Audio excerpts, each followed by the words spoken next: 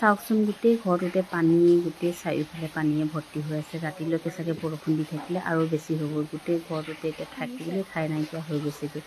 চবফালে পানী গোটেই ঘৰটোতে সোমালে।